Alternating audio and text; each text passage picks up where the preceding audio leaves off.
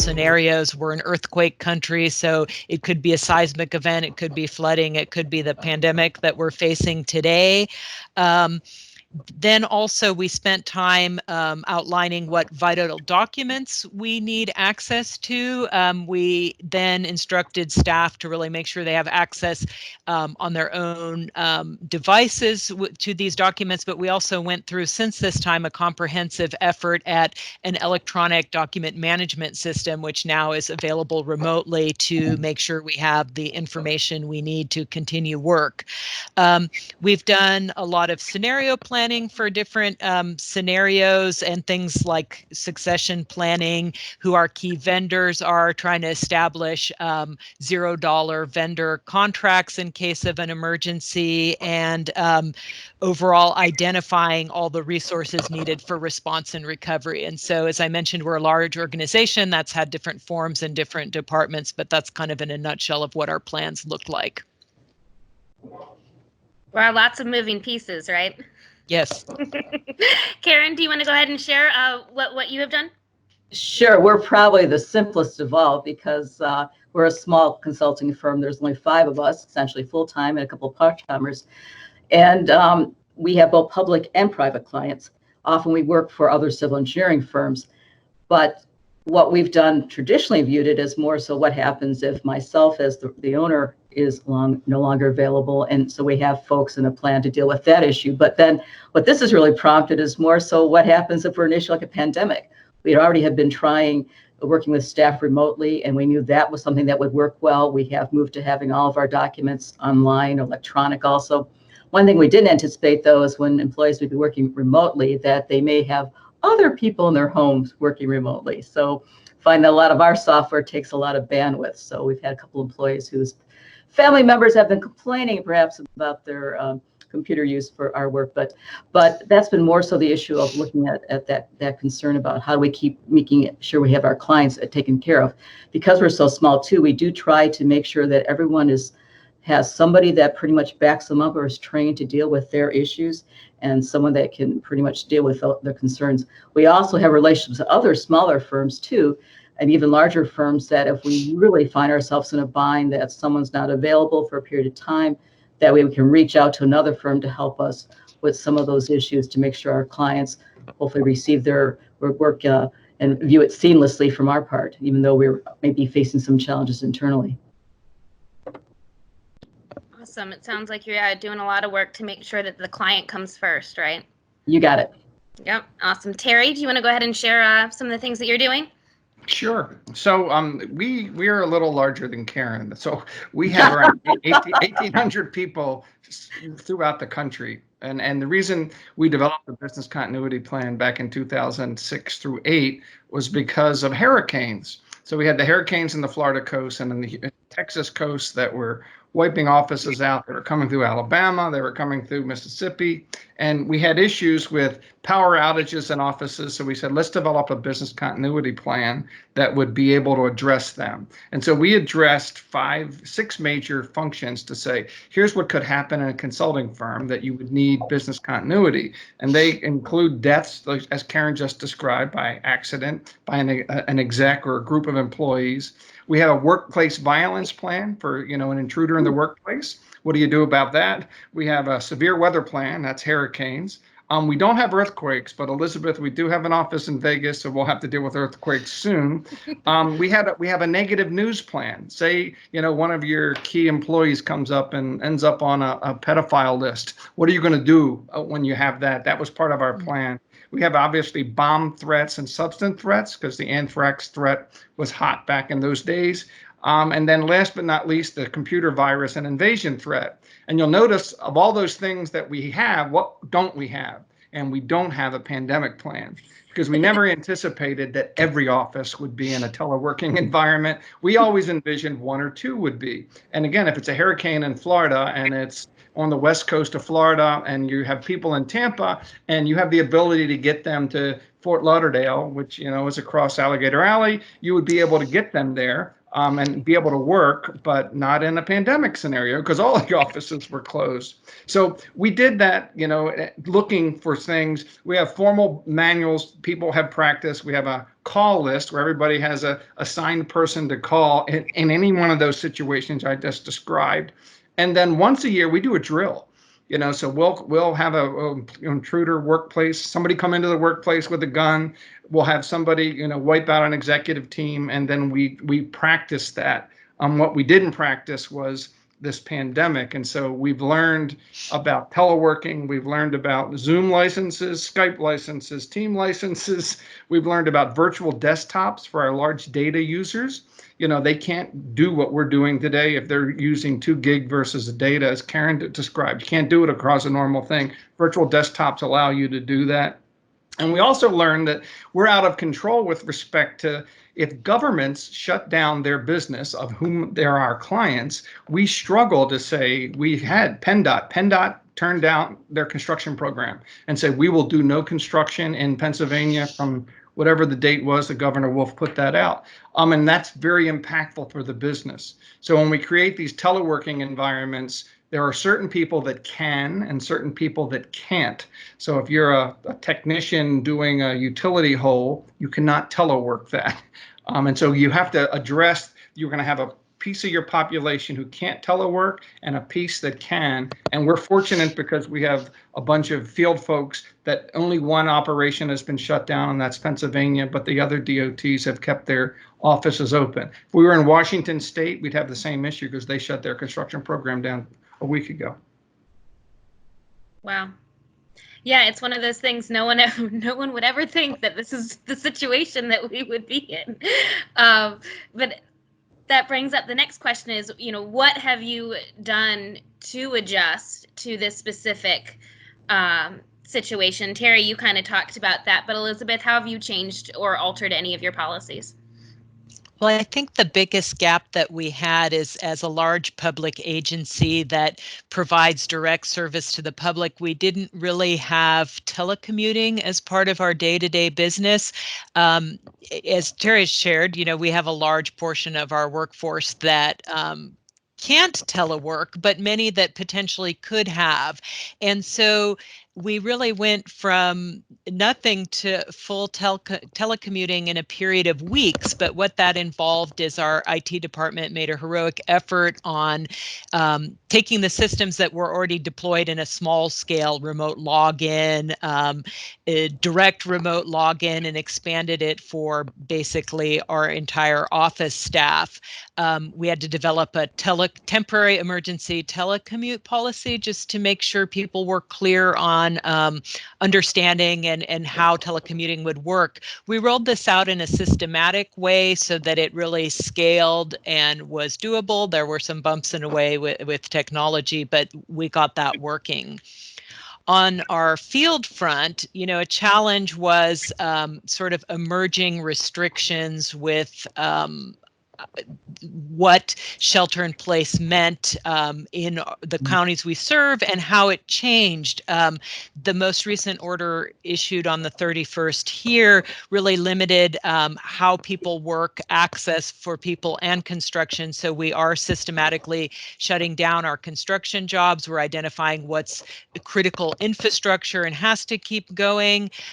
We are also identifying what in our own work needed to continue, and we have slowed down our new pipeline construction work in dealing with field forces.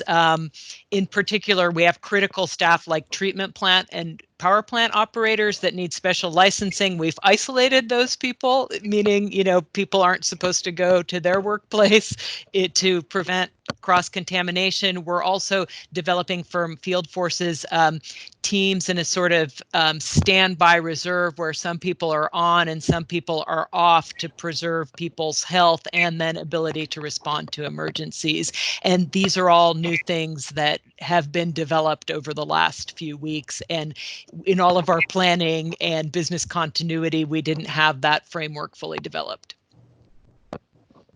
Wow.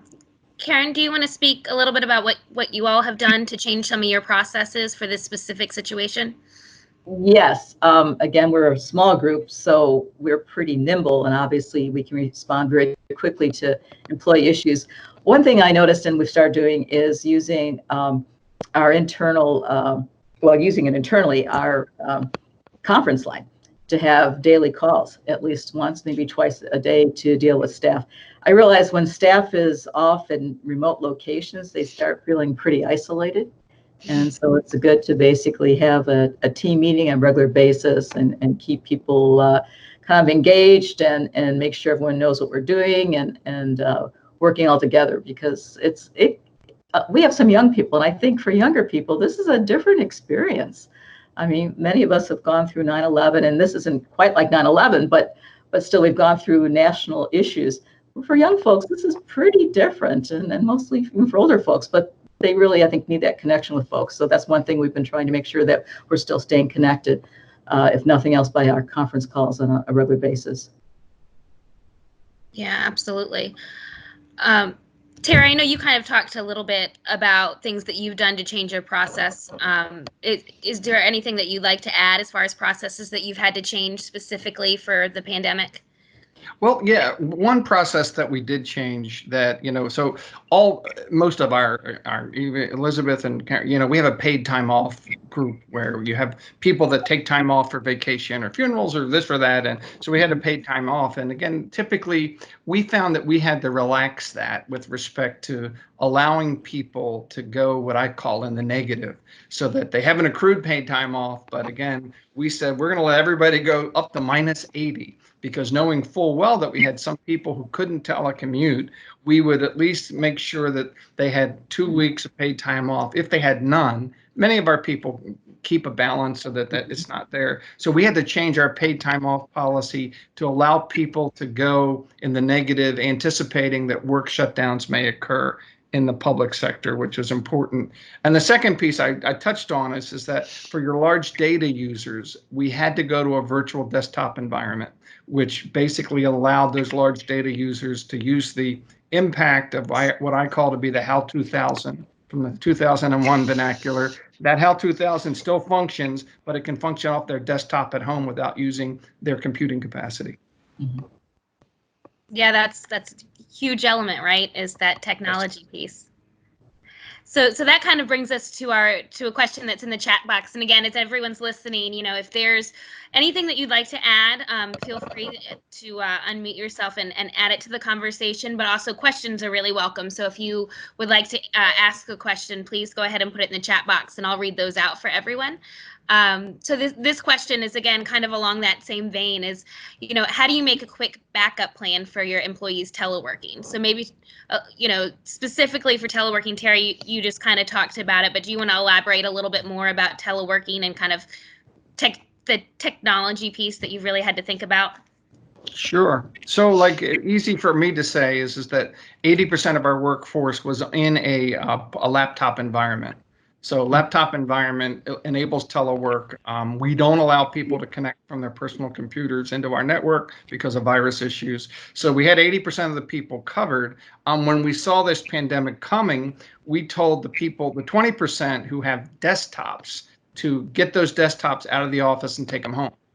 And so they took their desktops home because that's what they were working off of, and we wouldn't allow the home computer. So we did that. The SHRM, the Society of Human Resource Management, has a great telework agreement that we developed for all of our people that basically said, are you eligible? If the answer is yes, these are the things you have to do, and these are the things we will do. So we developed the telework agreement that everybody signed, and they agreed they'd work home, that basically had the same levels of accountability we already have of timesheet maintenance and things like that. So we used that telework environment. We bought those licenses. We needed virtual, our internal network, we had to buy 2,000 licenses, and we bought around 600 Zoom licenses so that people could do the work. And that was something we just did on the spot in order to make sure everybody could telework and also have these communications. At the end of this also, we're going to put Southwest Airlines out of business because we stopped all of our travel that occurred, so that nobody's traveling on an airplane. Everybody's using Zoom, everybody's using Skype, they're using Teams, they're using every type of platform you can think of. And what we're finding is that it's at least 90% effective to have the meetings in this type of format, which tells us in the future we might not be using Southwest Airlines as much. That's interesting to think down the road, Terry. I think all of us are in so much shock that we haven't quite gotten to that point, but it's interesting that you're already kind of thinking about what does this mean in the future. Elizabeth, do you want to go ahead and talk about, that your teleworking agreements and maybe some of the things that you've done there? Yeah, so we were in a situation where we didn't have telecommuting except for limited people in the IT department. We also have very few people with laptop. Most people have desktops. We also have a large part of our workforce that has specialty CAD software or GIS software. And so fortunately, we did have the framework for having remote login to the desktop with some security scanning, so that the challenge was then deploying that to a larger work group. We saw this coming, so we had some early adopters do testing to make sure this was possible. And that was our biggest challenge, because it was hard for us to envision how those particular groups could work remotely. But as soon as we saw that was possible, that was hopeful. We also worked with other work groups on what they could do that didn't require technology until we got them started. And, within all of this was the temporary telecommuting agreement that I had mentioned previously.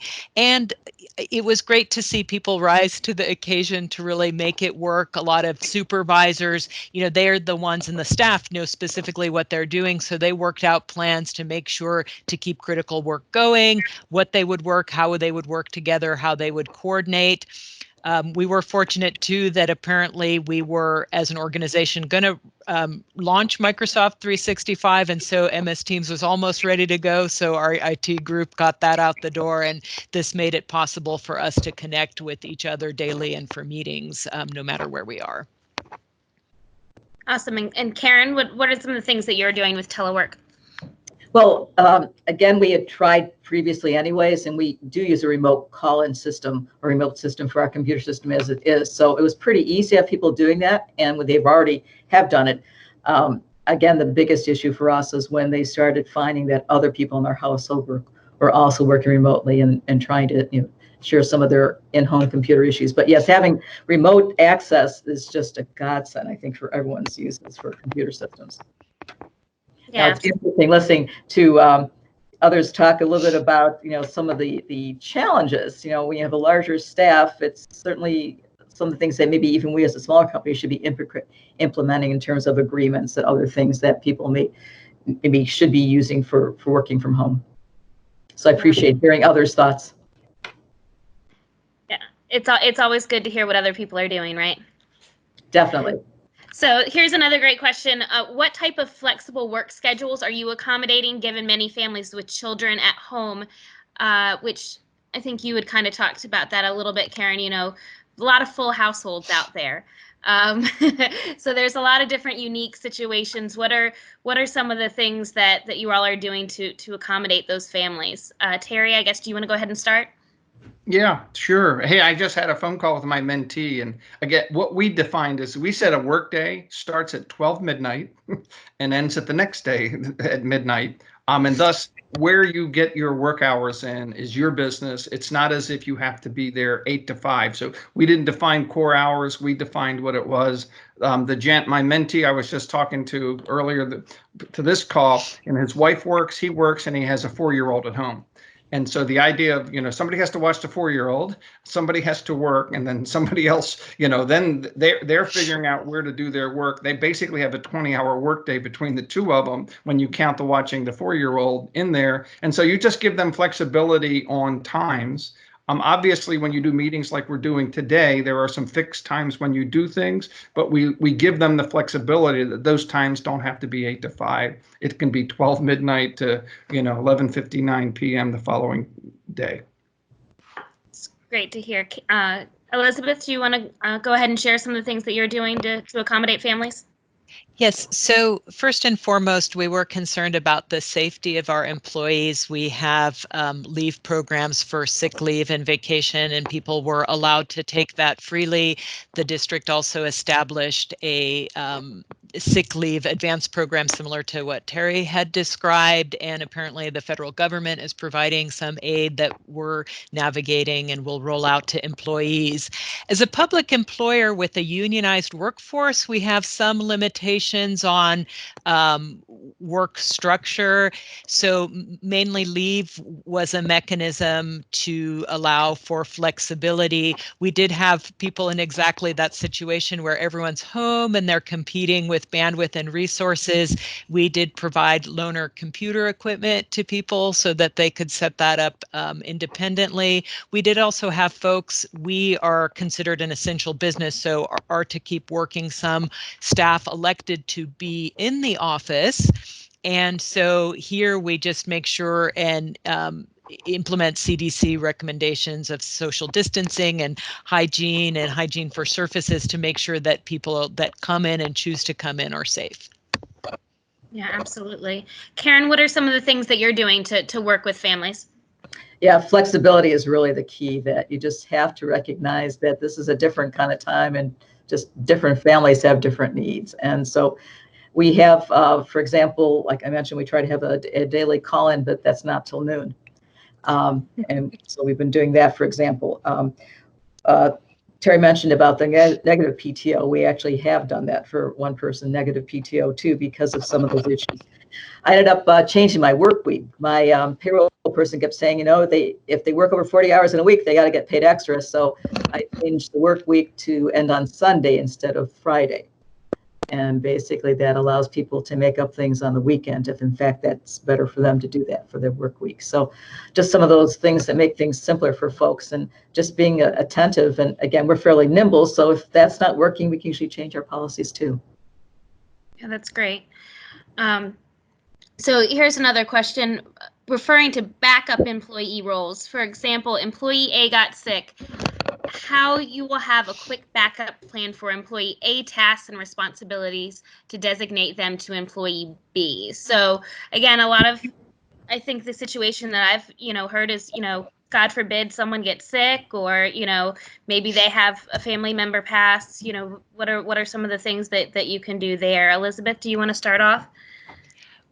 Well, sort of big picture to address that, what we already had in our business continuity plans were what were critical business functions for each of the departments, divisions, and work units, and how would that look at different staffing levels, so at a 70% staffing and 50% staffing. And this exercise helped guide in the big picture what we might be doing. And so that was a helpful planning tool for this situation where indeed we have instances of sick leave, and then it returns back to prioritizing within work groups which are the priority projects to keep doing, how will those be staffed, and making adjustments as needed. And in the field, that of course looks different. It's a focus on what is the priority work, and again, the rotating shifts that I had mentioned. Yeah, absolutely. Terry, what are some of the things that you all are doing? So I wanted to describe two levels of backup. And first is for the ones that actually are coming into work. So you have people coming into the workspace. And again, if you ended up with one employee in a workspace who came up positive for corona, obviously you got an issue.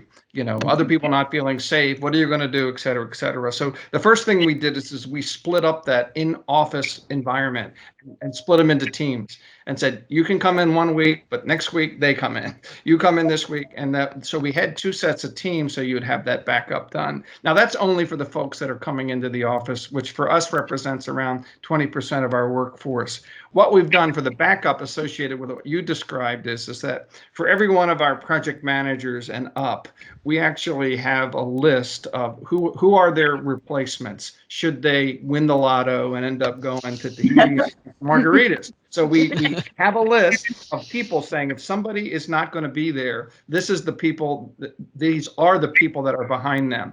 I can say that list is 70% populated, and 30% of it says not really known, unknown, outside hire, something else is going on. So I think we're 70% prepared, but we're clearly not 100% prepared. And again, the smaller your size, the harder it is to have somebody right behind somebody else. So what we do is we do have this list, they're identified, and that's what we use as our backup if someone were to go out for medical leave or bereavement or things like that. Yeah, absolutely. Karen, what are some of the things that you all have done? Yeah, I mentioned that we always try to have people backed up, and certainly as soon as we went into this issue of everyone working from home, we had an employee who had a medical issue. His partner had emergency surgery. They were moving apartments. Everything was happening at one time. So obviously we had to implement that. And quite honestly, being a small group, it's just a matter of having those folks that have been double trained, or even myself stepping in, and other folks stepping in and changing our roles for that time period, because it's all you can do at that point, unless it gets to the point where we feel we need to go ahead and start knocking on some of our friendly other engineering firms' doors for assistance. Yeah, absolutely. So I guess that kind of brings us to our next question in the chat box. Have you stopped your recruiting or hiring?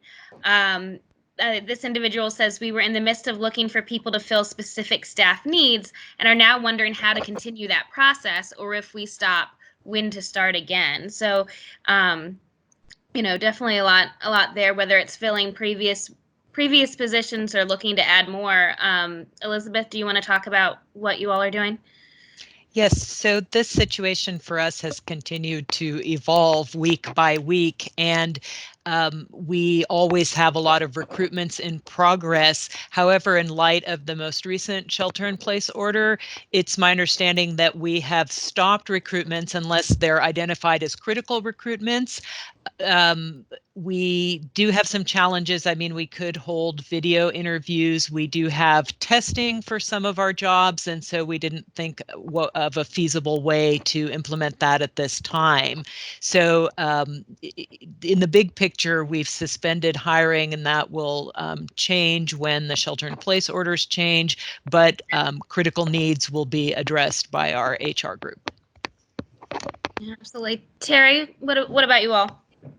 So, we have not slowed our hiring down, but by nature of these stay in place orders, it slows down naturally. So like we really almost demand personal interviews. People want to get to meet people before they bring them into positions. And because you're in this work in place or you have to be considered critical, this is not something that we've continued to do. So we still advertise our positions. We probably have 100 open today. We will fill them judiciously. If it's a position that requires a plane trip, it ain't going to happen. So those things slow down. But we've also said one other thing is that no one on this call knows what the total impacts of this pandemic will have on the business. And in a situation where you're worried about your cash flow of your business, one of the best way to conserve cash flow is to slow your hiring down. And so certainly in the private consulting business, by slowing your hiring down, you're preserving cash. And so we've whispered through the windows to say, hey, look, we're not saying don't hire, except if you're going to make a major hire, we're going to say, let's see how this pandemic plays out and essentially delay these things by 3 to 5 months. Makes sense. Karen, I know you're a little bit smaller, but what are some of the things that you're doing as you're thinking about, hiring? Well, I think Terry basically said it all. We're not exactly sure what's going to happen in the next few months. It's interesting. We're still getting a lot of requests for proposals.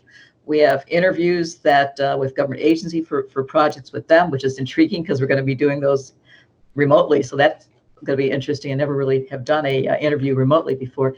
But as far as hiring our own staff, we're kind of waiting to see how this all pans out. Mm-hmm.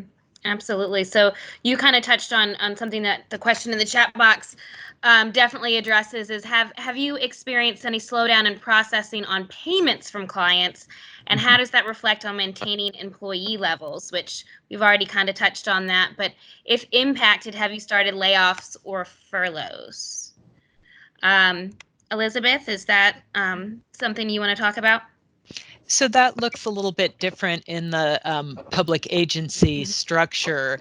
As far as our own payments to consultants or contractors that are working with us, again, our business continuity plan ensures, invoice payment happens. And so that's still proceeding, and we're not aware of any delays.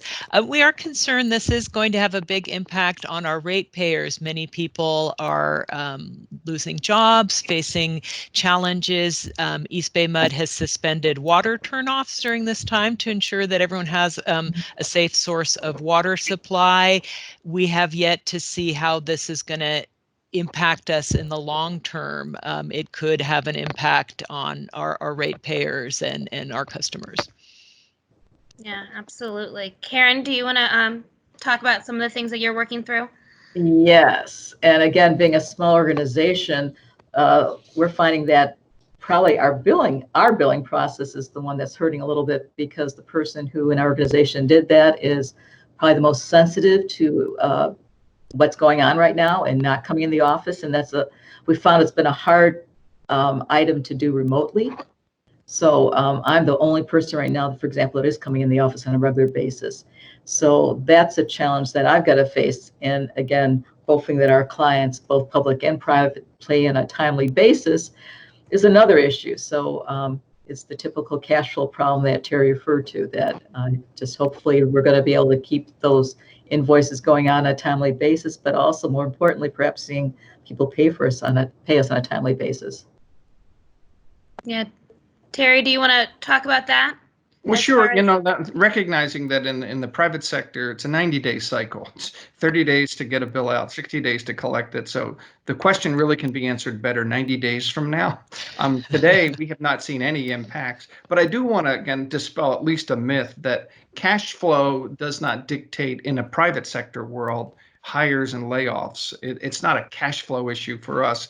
The layoffs would occur due to workload, whether your clients are going to let you continue to work on projects or not. It wouldn't be related to the corporate cash flow per se, because workload is what's going to dictate that. So it's not a cash flow issue, and I'll give you the real answer whether it impacts cash flow in 90 days. Right. No, Terry, that's a good point, that it's really more of an issue. If I've got the work, I can always borrow money. It's more the issue of making sure the payments are coming in. Sure. Yeah, absolutely. So another question in the chat box that, again, is kind of related is how are you keeping staff busy who are working on projects that have slowed or stopped? Keeping them free for backup to other staff, giving them new projects to work on, catching up on training or business, housekeeping type projects, or other tasks. So Elizabeth, do you want to talk about maybe transitioning workflow? Yes. So we are adjusting to this right now, because if we are stopping construction projects, say our construction inspectors then are in a situation of not having projects to work on. So our manager of construction is dealing with that issue at this time. But in general, we are looking at what activities we had that we've been putting off, that was a larger administrative effort, if we could have assigned staff to those efforts. I had mentioned the staff rotation in the field for our field forces, and part of that expectation was being available and then spending time on training and other things that might be required for their certification. So for the most part, for our core business work administratively, we haven't seen this slow down, but these are some examples of things we're adjusting. Awesome. And Karen, what are some of the things that you all are doing to readjust? Yeah, we haven't seen the slowdown either. In fact, if anything, I'm feeling almost more pressure to get things out more quickly and to keep our staff all busy. I have been anticipating if things do slow down, there may be lulls that we would experience. And yes, we do have some training things that we're involved in, and some training things we might create for clients and others. So yes, those are some things we might end up doing if in fact we do have some time. But it's been intriguing, because so far we just haven't seen that real big lull that I was perhaps expecting or hoping. So Terry, you might have a similar answer to Karen. What is there anything that you're doing to readjust your staff? Well, yeah, but first I'd preface my comment to say that good project management means we're always moving work from where there's really, really busy work to not so busy work. And good project management means you're moving work regardless of a pandemic, of where there is. We, to respond to what you said, we're following Karen's lead. We have not seen a slowdown with the exception of the Florida municipal market and PennDOT. And they're the only two that were slowed down. And in the PennDOT case, what we'll try to do is, if we can redeploy them to another area, which you can't do with this work, shelter in place environment that we're in mainly here on the East Coast, is we try to find a way to take those employees that were working on PennDOT construction inspection projects and maybe move them to a communication project that's in an adjacent state once the states are opened up for business. Really haven't had that ability because of the shelter in place mode. Yeah. So I think this is a question that's on a lot of people's minds. Related to the recruiting question, what do you think about internships for this summer? I guess I'll read the whole question. We'd love to be able to support all of our college students looking for summer jobs, but really don't feel like we'd be able to support them adequately with the mentoring and teaching they'd need if we are all still working from home. So Elizabeth, what are your thoughts? Internships, new hires, mentoring, how does that all play in with this remote work? Well, that's a good question, and it's difficult for me to comment definitively because we haven't faced this yet. We do have interns year round at our agency, and so a lot of the work they do can continue as telework. They're already on board, but obviously onboarding any new staff will be a challenge and something that we still need to consider. Yeah. Karen, do you want to talk about what your thoughts are on internships? Yeah, we do use interns, and in fact, interns are a great way to find new employees, and that's what we've done in the past, and we've been really pleased with that process. But right now, I think we're still just envisioning that we're going to probably all be working remotely for some time, and so I doubt if we'll be looking for interns for this summer, for example. All right, Terry? All right, so here's where I have not so good news. We have a very robust internship program where we hire anywhere from 30 to 50 interns every summer. And they're typically college juniors and seniors in the civil engineering field. And again, we make offers in January. So January 30th, all the offers went out to these 50 interns that were meant. And on April 1st, all of these 50 interns got another letter saying, oops, we're sorry. We aren't going to be able to honor this request because we just do not have the ability to train you and bring you on board in a work at home environment. And thus we aren't able to do the offer. We're going to make a limited number of offers, probably less than 10. So we're going from 50 down to 10 for interns who had previously worked for us, who wouldn't require a train up to kind of get them back into the business environment, but they are really the exception to the rule. And this is just, the bad news that I hate to give you, but that's how it is in this environment we're in today. Mm-hmm. Yeah, I mean, in today's environment, there's a lot of bad news, right? Yes. It's just so the next question in the chat box is, anyone looking into the Sba loans? Elizabeth, have you done research? Is that something you all have considered? Not sure if that would be applicable. That's not applicable, and I don't know from our finance department what specific directions we're taking. Along those lines, as a large agency, we do have reserves, but this is obviously something that's being considered, by others. But the answer to that is no, because not applicable. In your situation, Karen, it would be in yours. Is that correct? I've not looked at the Sba loans yet. We do use, obviously, we have loans available to us. We have cash flow issues. We are still working full time, so we have projects. It's not like we've sent people home. And I think the Sba loans, we're looking more at businesses who had to shutter themselves because of the pandemic. Our issue is more so, if we could get 90 days turnaround on work, that would be awesome, Terry. I think our problem is we're often the sub to another consulting firm, and so we often are the ones down the road. So that's more of our issue, is just possibly cash flow issues that we have to deal with in loans, but otherwise we're busy. Yeah, Terry?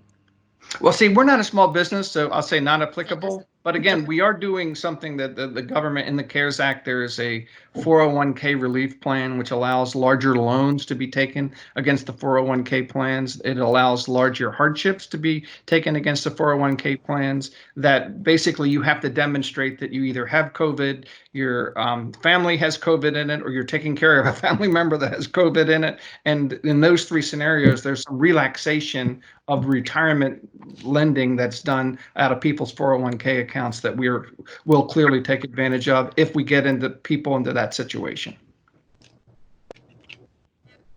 Yeah.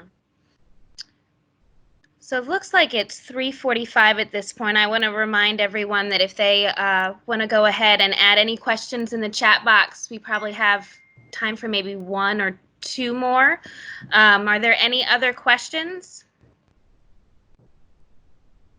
No, thank you guys. You all have made some excellent points, and these are some really difficult and trying times that I don't think anyone was really prepared for, right?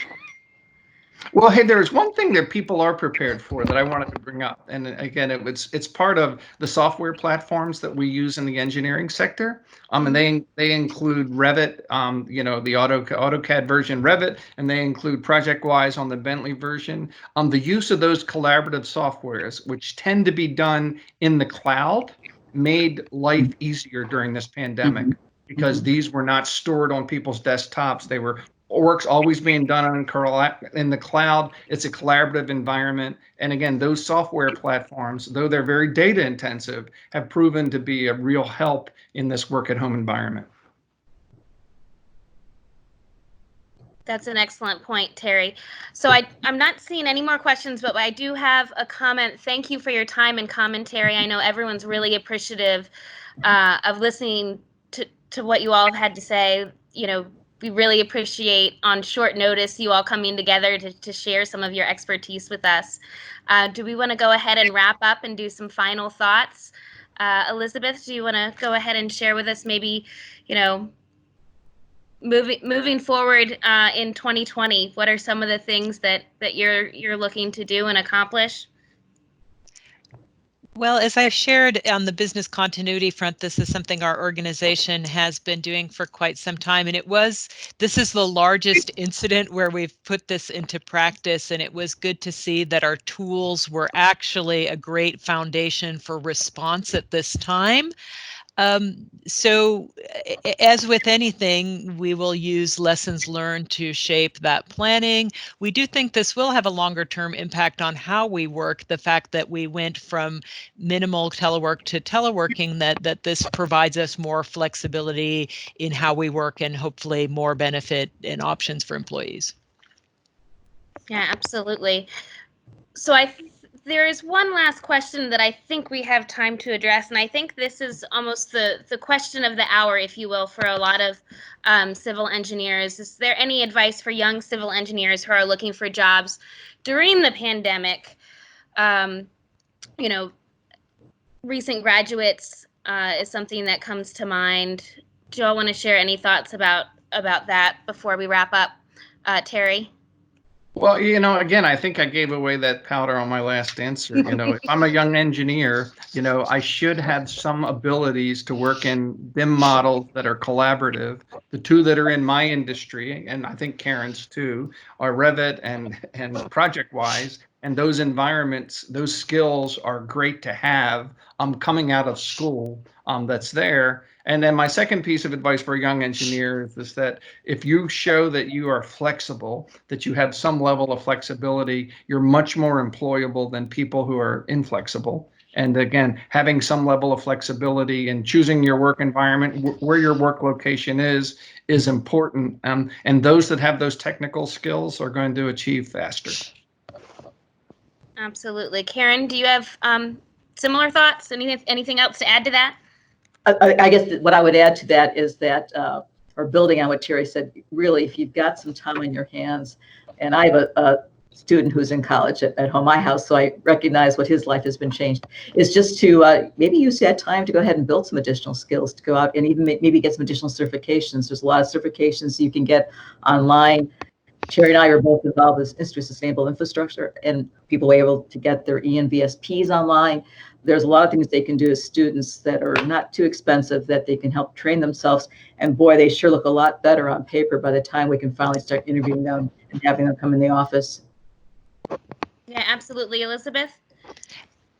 That's already some great specific advice from my co-presenters. The only thing I wanted to add is to encourage people not to be discouraged. I remember the first time when I graduated with my bachelor's, it was great market, lots of offers. When I came out with my master's, recession and a tough time. And setting yourself up for success, as we've already heard from Karen and Terry, will make you more competitive for jobs, and just keep getting out there and trying.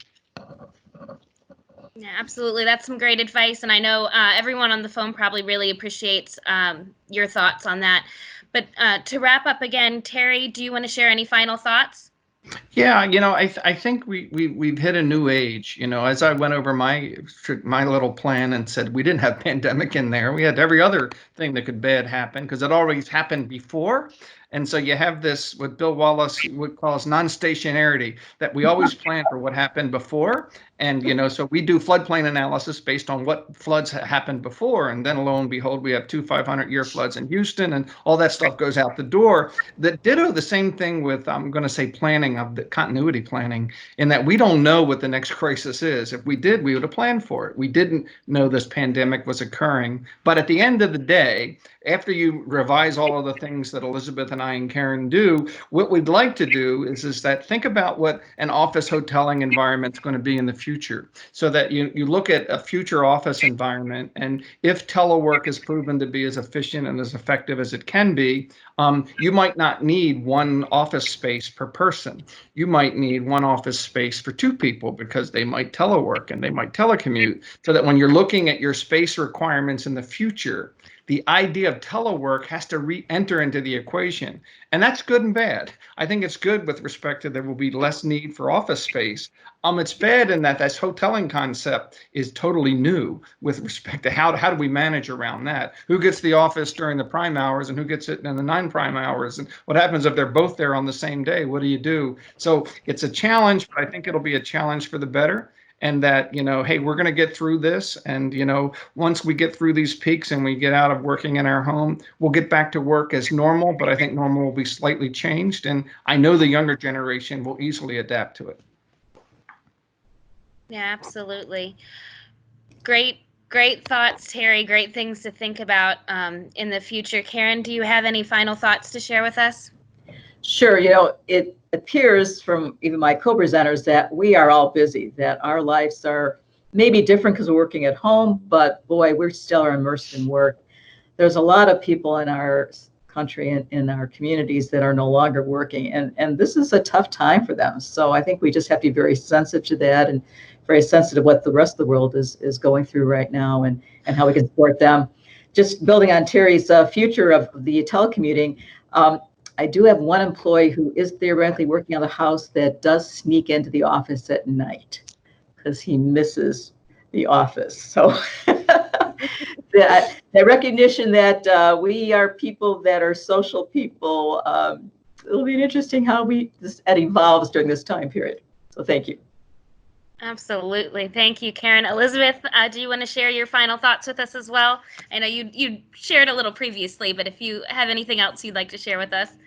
Yeah, I think I covered everything from our end and echo the remarks that have been made by Terry and Karen. Truly challenging times, and an exercise in business continuity for sure.